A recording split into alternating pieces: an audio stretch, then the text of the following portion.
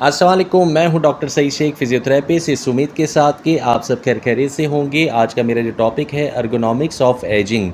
Ageing مطلب کہ جو ایسے لوگ جو کہ ابو 50 ابو 60 بڑھاپے کی طرف آ جاتے ہیں، ہم اس کو ایجنگ کہتے ہیں۔ ایجنگ پروسیس میں کیا ہوتا ہے کہ آہستہ آہستہ انسان کے جو سیلز ہیں یا قوت مدافعت ہے، نیورولوجیکلی سائیکولوجیکلی کچھ تبدیلیاں ہونا اسٹارٹ ہو جاتی ہیں، لیکن ارگونومیکلی ہم اس کو کیسے امپروو کر سکتے ہیں کہ وہ اپنے آپ کو جب بڑھاپے کی کنڈیشن میں آ جاتے ہیں پھر بھی کام کر سکیں۔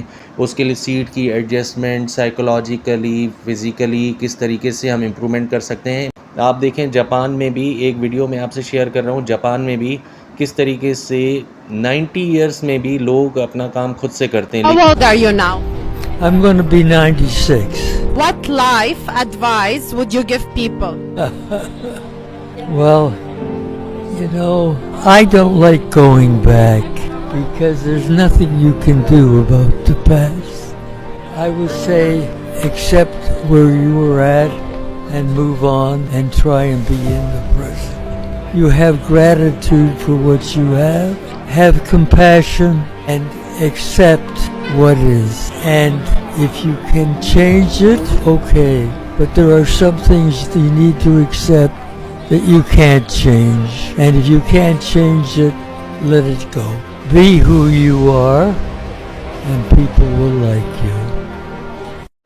جیسے جیسے عمر بڑھتی جاتی ہے اتنا ہمارے باڈی پر، مائنڈ پر اور سوشلی ہم کمزور ہوتے جاتے ہیں، تو اس کو ہمیں فزیولوجک، بایولوجک اینڈ سائیکولوجک تھیوریز کے پوائنٹ سے دیکھنا ہوتا ہے کہ ہم اس کو کتنے اچھے طریقے سے امپروو کر سکتے ہیں۔ تو WHO کے مطابق 65 ایئر اور 60 ایئر 65 ایئر جیسے کہ میں نے آپ کو ایکسپلین کیا تھا کہ جو بھی 65 ایئر ترقی یافتہ ممالک ہیں اس میں شمار ہوتا ہے، اور جو ترقی یافتہ ممالک نہیں ہیں وہ 60 ایئرس میں کاؤنٹ ہوتے ہیں۔ تو ہمیں ورک پلیس کس طریقے سے دینا چاہیے ایسے لوگوں کو جس میں لو نوائز ہو، شور کم ہوگا، ایسے افراد کے لیے تو وہ کام اچھے طریقے سے کر سکیں گے۔ ان کی آپ جو سیٹنگ ارینجمنٹ ہے وہ اس طریقے سے رکھیں، ایڈجسٹیبل رکھیں، وہ اپنے آپ کو، اپنی کمر کو، اپنے جو نیک ہے اپنے پاسچر کو مینٹین کر سکیں۔ کوئی ایسے مزدور جو کہ لوڈ اٹھاتے ہیں اس کے لیے آپ مشینری پرووائڈ کریں، وہ ان کے لیے بہت اچھا ہو جائے گا، وہ ایزیلی اپنے کام کو پرفارم کر سکیں گے۔ ویسے بھی جو لوگ 50 ایئرس یا ابو ہو جاتے ہیں تو ان کے لیے ہمیں چاہیے کہ بہت ہی سوٹیبل انوائرمنٹ کریٹ کریں تاکہ وہ جو ہے اپنا جتنا بھی ورک ہے، جو ورک لوڈ ہے وہ صحیح سے پرفارم کر سکیں، اور کمپنی جو ہے ایسے لوگوں کو اگر یہ چیزیں پرووائڈ کرتی ہے تو وہ پھر جو ہے اپنے کام کو بھی اچھے طریقے سے پرفارم کر سکیں گے، کمپنی بھی خوش ہوگی۔ The World Health Organization consider the age of 65 years to be the beginning of old age in developed countries and 60 years in developing countries. The population of older adults is increasing at a much faster rate than the rest of the people. آپ نے پوری یہ theory دیکھی، اور جس طریقے سے میں نے آپ کو یہ ایکسپلین کیا ہے تھیوریز آف ایجنگ، اب اس کی ایک ایگزامپل دیکھ لیتے ہیں کہ 55 ایئر اولڈ ڈاکٹر اور 60 year old farmer is consider and old worker. اگر ڈاکٹر کی ایج 55 ہو اور جو فارمر ہے اس کی ایج 60 ہو تو وہ کس میں کاؤنٹ ہوتے ہیں؟ اولڈر پیپلس میں کاؤنٹ ہوتے ہیں۔ تو ہمیں پھر ان کا ورک انوائرمنٹ ایسا ہی بنانا چاہیے، ڈاکٹرز کے لیے بھی کچھ اس طریقے سے ہمیں ڈیزائننگ کرنی چاہیے کہ ان کا جو انوائرمنٹ ہو وہ نوائسی نہ ہو، اور فارمر کے لیے بھی ہمیں ویسی ایکوپمنٹ سپلائی کرنے چاہیے کہ جو اس کے لیے جو ہے بینیفیشل ہو اور وہ ایزیلی پرفارم کر سکے، اور اس کی سیٹ، اس کی جو گاڑی جو چلاتا ہے فارمر وہ ہمیں اس طریقے سے پرووائڈ کرنی چاہیے وہ اس کے لیے بہت زیادہ ایزی لگے۔ یہی ہماری تھیوریز آف ایجنگ ہے کہ جتنا آپ اچھے طریقے سے ان کو بایولوجک، سائیکولوجک، فزیولوجک اور سوشولوجک پروسیس کو اس کو دیکھ کر اور پھر ان کے لیے یہ ساری پروڈکٹ دیں گے تو پھر وہ اپنی جو پروڈکٹیوٹی ورک کی ہے وہ اچھے طریقے سے پرفارم کر سکے گا۔ اچھا، ایک بات سوچنے کی ہے کہ ایجنگ کیوں ہوتا ہے اور ایجنگ میں کیا کیا پروسیجرز ہوتے ہیں۔ جیسے جیسے ایج بڑھتی ہے تو ہمارا جو ہارمونل لیول ہے وہ بھی چینج ہونا اسٹارٹ ہو جاتا ہے، جس کو ہم کہتے ہیں neuro endocrine theory. The ہائپوتھیلیمس part of the brain controls hormone, یہ پورا جو پارٹ ہے ہارمونس کو کنٹرول کرتا ہے۔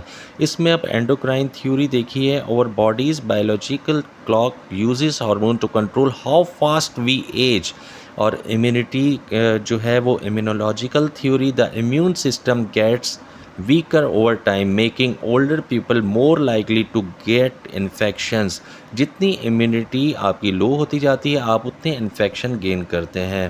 ایگزامپل دیکھیں کہ اولڈر پیپل جو ہے نا ہمیشہ فلو بہت زیادہ تیزی سے کیچ کرتا ہے، کیونکہ اس کی امیونٹی بہت زیادہ ویک ہو چکی ہوتی ہے، جس کی وجہ سے وہ بیماریاں زیادہ کیچ کر رہا ہوتا ہے۔ تو ہمیں پھر کچھ ڈیزائننگ ایسی کرنی چاہیے، ہمارے جو ایٹماسفیئر ہے اس میں ہمیں جو ڈیزائننگ کرنی چاہیے کہ وہ ایسے لوگ بہت زیادہ جو ہے وہ افیکٹڈ نہ ہو۔ پولوشن ہمیں نہیں پھیلانی چاہیے، جتنی پولوشن زیادہ ہوگی اتنی امیونٹی ویک ہوگی۔ اور امیونٹی ویک کیوں ہوتی ہے؟ کیونکہ ہمارے جو اولڈر پیپلس ہیں ہم ان کو اویئر نہیں کرتے کہ وہ اپنی جو ایکسرسائزز ریگولر کریں، اور جو کھانا کھائیں وہ پراپر ٹائم سے کھائیں، اٹھیں صبح جلدی اٹھیں اور پھر رات کو جلدی سوئیں۔ جیسے جیسے ہم بڑھاپے کی طرف جاتے ہیں تو ہمارے سیلز، ہماری امیونٹی، ہمارا ہارمونل لیول ویک ہوتا جاتا ہے، اور پھر سوشولوجیکلی بھی ایسے افراد ویک ہوتے ہیں۔ تو جو بڑھاپے کی طرف جا رہے ہوں سوشولوجیکلی، جو بھی آپ جو جوان ہیں، جو ینگسٹر ہیں، وہ ان سے کمیونیکیٹ کریں، ان کے دکھ درد میں ان کا حال پوچھیں، تو اس طریقے سے ان کا جو مائنڈ ہے سائیکولوجیکلی وہ کافی اچھے طریقے سے فریش رہتا ہے، اور فزیکلی آپ ان کی ہیلپ کرنے کی کوشش کریں، ان کے لیے ڈیزائننگ کرنے کی کوشش کریں، ان کے چیئرز کو ویسا بنائیں کہ وہ ایزیلی اپنے کام کو پرفارم کر سکیں۔ یہی ٹوٹل تھیوریز ہیں، چاہے وہ بایولوجیکل ہو یا سائیکولوجیکل تھیوریز۔ یہ ویئر اینڈ ٹیئر جو ہے وہ نہ ہو، کیونکہ ایسے افراد کے جو جوائنٹس ہیں وہ ویک ہونا اسٹارٹ ہو جاتے ہیں۔ ہیومن نیڈس کیا ہے کہ جیسے جیسے انسان آگے بڑھتا جاتا ہے تو اس کو لو، ریسپیکٹ اور سیلف فلفلمنٹ کی ضرورت ہوتی ہے۔ تو آپ جتنا ایسے لوگوں سے پیار کریں گے، جتنے اچھے طریقے سے ان کو سنیں گے، ان کے ورک کو سالو کرنے کی کوشش کریں گے، ان کا انوائرمنٹ اچھا بنانے کی کوشش کریں گے، تو یہ ہوتا ہے کہ ان کی ہابیز کو سمجھنے کی کوشش کریں، ان کو کوئی ایسے کمیونٹی میں ورک دیں تاکہ وہ جو ہے مصروف رہیں، کیونکہ جتنا وہ فری بیٹھے ہوئے ہوں گے اتنا اداس ہوتے رہیں گے، ان کی سیلولر ایکٹیویٹی بھی ویک ہوتی جائے گی، اور وہ اچھے طریقے سے پرفارم بھی نہیں کر سکیں گے، جس کی وجہ سے وہ اپنے آپ کو آئسولیٹ سمجھنے کی کوشش کرتے ہیں۔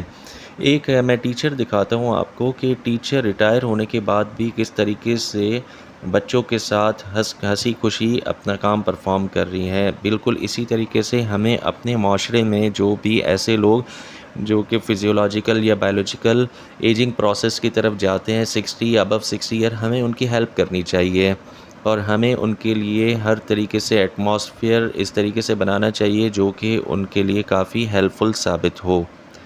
تو آپ ایز اے فزیوتھراپسٹ آپ ان کو گائیڈ کر سکتے ہیں کہ وہ اسٹیئرس کیسے چڑھیں، یا پھر واک کس طریقے سے کریں، واک کتنی اسپیڈ سے کریں۔ ہم 1 منٹ میں اراؤنڈ 100 to 120 اسٹیپ لے سکتے ہیں، لیکن ایسے افراد کو آپ نے کیا گائیڈ کرنا ہے کہ 60 to 70 step per minute walk کریں، تاکہ 15 to 20 منٹس کے لیے ان کی جو ہیلتھ ایکٹیویٹی ہے ان کے اوپر آپ گائیڈنس کر سکتے ہیں، ان کے جوائنٹس میں ویئر ٹیئر نہ ہو۔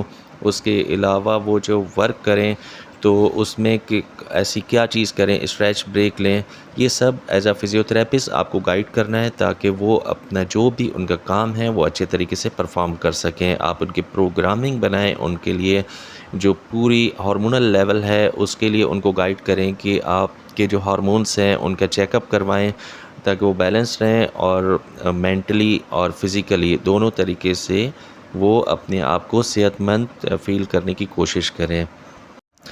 اسکرین پر آپ دیکھ رہے ہیں دا نیورو اینڈوکرائن تھیوری۔ یہ کیا ہے؟ دماغ کا ایک حصہ، جیسے میں نے آپ سے ڈسکس کیا کہ ہائپوتھیلیمس، جو کہ ہمارے پوری ہارمونل ایکٹیویٹی کو کنٹرول کرتا ہے، ایج کے بڑھنے کے ساتھ ساتھ اس کی جو ایکٹیویٹی ہے وہ بھی لاس ہونا اسٹارٹ ہو جاتی ہے۔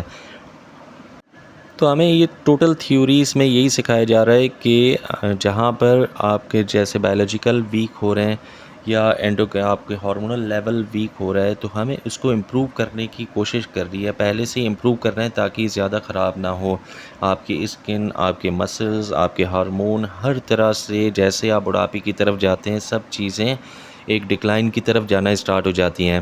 تو ہمیں پہلے سے ہی اس کے ٹیسٹ کروانے چاہیے اور اس کو بیلنس رکھنے کی کوشش کرنی چاہیے تاکہ وہ مزید خراب نہ ہو. اینڈوکرائن تھیوری اور امیونولوجیکل تھیوری دونوں میں ہمیں یہی سکھایا جا رہا ہے کہ ہارمونز جو ہے وہ ایج کے ساتھ ساتھ ڈکلائن ہونا اسٹارٹ ہو جاتے ہیں تو ہمیں اس کا چیک اپ کروانا چاہیے. اور امیونولوجیکل تھیوری میں امیون سسٹم، جیسے کہ میں نے آپ کو پچھلی سلائڈس میں بتایا کہ امیون سسٹم ویک ہو جاتا ہے جس کی وجہ سے اولڈر پیپل جلدی سے بیماریاں کیچ کرتے ہیں. تو ہمیں کیا کرنا چاہیے، جیسے فلو ہو جاتا ہے تو فلو ویکسین لگانی چاہیے. باقی ہیپیٹیٹس اے، ہیپیٹیٹس بی، ہیپیٹیٹس سی، ان سب کی بھی ویکسینس اویلیبل ہیں جو کہ وقت کے ساتھ لگوائیں گے تو وہ کیا کریں گے، آپ کے لیے ایک سیفٹی پرووائڈ کریں گے اور آپ اتنی جلدی بیماری کا شکار نہیں ہوں گے. سائیکولوجیکل تھیوریز آف ایجنگ، جس میں ہیومن نیڈس، دیکھیں ایک انسان کو کس چیز کی ضرورت ہوتی ہے، پیار کی، اور جو اپنائیت کی، سیلف اسٹیم کی اور ایکچولائزیشن کی. جب یہ ساری چیزیں اس کے ارد گرد ہوتی ہیں تو وہ اپنے اندر بڑا کانفیڈنس فیل کرتا ہے. اسی طریقے سے اگر آپ لائف کی بات کریں، life course, life span development theory کی، اس تھیوری میں یہ بتایا جا رہا ہے کہ آپ کے جو گولز ہوتے ہیں، ریلیشن شپ یا انٹرنل ویلیوز ہیں، وہ بڑی امپورٹنٹ ہوتی ہیں.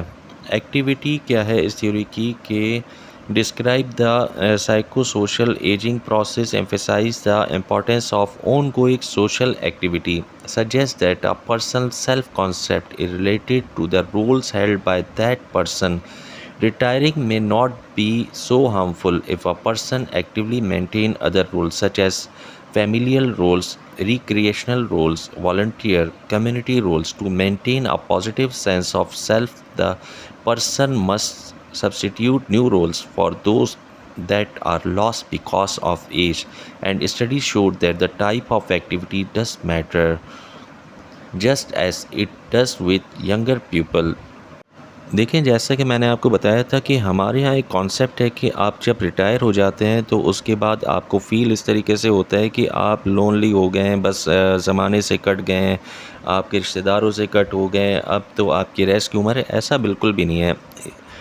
تو ایجنگ کے ساتھ ساتھ آپ کے ساتھ ویژن چینجز بھی ہوں گی اور اس کے علاوہ جو ہے اسکن کی چینجز بھی ہوں گی، آپ کی جو سننے کی صلاحیت ہے وہ بھی بڑی افیکٹڈ ہوتی ہے. تو ہمیں جس طرح سے میں نے ہر دفعہ ہر سلائڈ میں آپ کو سمجھاتا ہوا آ رہا ہوں کہ ہر چیز چینجز تو ہونا اسٹارٹ ہو جائیں گی، لیکن ارگونومیکلی ہمیں یہی سکھاتا ہے کہ اس کا آلٹرنیٹ کیا ہے.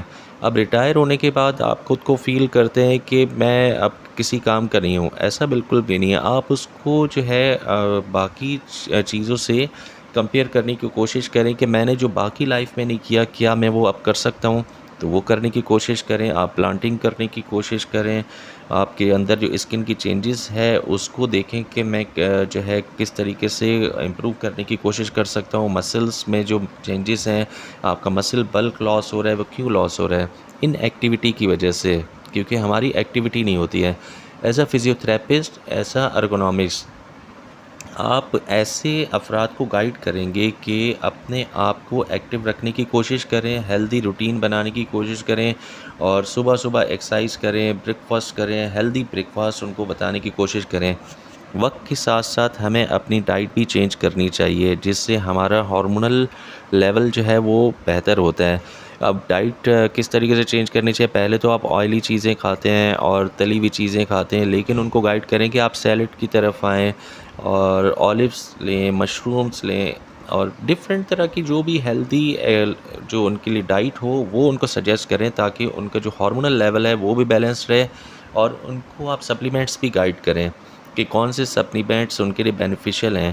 جب آپ ان کو اویئرنیس دیں گے اور ہر طریقے سے ان کو سپورٹ کرنے کی کوشش کریں گے ایسے افراد کو، تو وہ بہت ہی خوش ہوں گے. ان کا امیونٹی جو سسٹم ہے وہ اسٹرانگ ہوگا، وہ بیماریوں سے بچ سکیں گے، ان کا جو ہارمونل لیول ہے وہ بیلنس ہو سکے گا. اچھا، ایسے افراد کو آپ ریپیٹیٹیو موشن ورک نہیں دیں گے جس سے کہ وہ بہت زیادہ تھک جائیں اور جس سے وہ پریشان ہوں. تو اور پھر ان کو آپ گائیڈ کریں گے کہ اپنے ہینڈ کو بار بار واش کریں تاکہ وہ فلو سے بچ سکیں، بیماریوں سے بچ سکیں، ہیلدی ڈائٹ لیں۔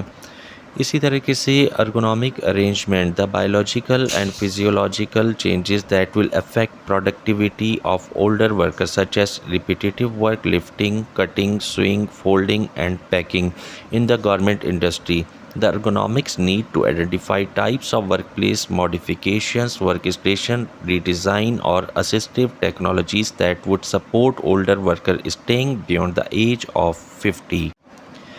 ارگونامک ارینجمنٹ میں جیسے کہ میں نے آپ کو بتایا کہ آپ کو ماڈیفیکیشن اس طریقے سے کرنی ہے، ری ڈیزائن کرنا ہے ورک اسٹیشن اور اسسٹیو ٹیکنالوجیز اس طریقے سے بنانی ہے کہ جو کہ 50 ایئر سے ابو 50 ایئر ہو ان کے لیے بینیفیشل ثابت ہوں۔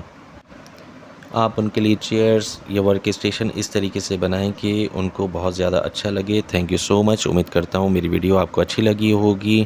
میری ویڈیو کو لائک کریں، شیئر کریں، سبسکرائب کریں۔ اللہ حافظ۔ امید کرتا ہوں میرا یہ لیکچر بہت آپ کو پسند آیا ہوگا۔ ارگونومیکلی ایسے لوگ جو آفس میں کام کرتے ہیں 50 ایئرس کے بعد ان کو خود چاہیے، جو ان کے مالکان ہیں ان کو خود چاہیے کہ وہ ایسے اپنے امپلائرز کے لیے سیٹ کی ایڈجسٹمنٹ کریں، چیئرز کی ایڈجسٹمنٹ کریں، یا ان کے لیے ورک انوائرمنٹ اتنا اچھا بنائیں کہ وہ ایزیلی اپنا ورک کر سکیں۔ اور جو مزدور طبقہ ہے اس کے لیے جو ان کے ٹھیکیدار ہیں ان کو چاہیے کہ بجائے ان سے کام کروانے کے ان کو کچھ گاڑیاں ایسی پرووائڈ کر دی جائیں کہ وہ ایزیلی لفٹنگ کر سکیں تاکہ ان کے ساتھ کوئی بھی سیکنڈری کمپلیکیشن نہ ہو۔ بہت بہت شکریہ آپ سب لوگوں کا۔ اللہ حافظ۔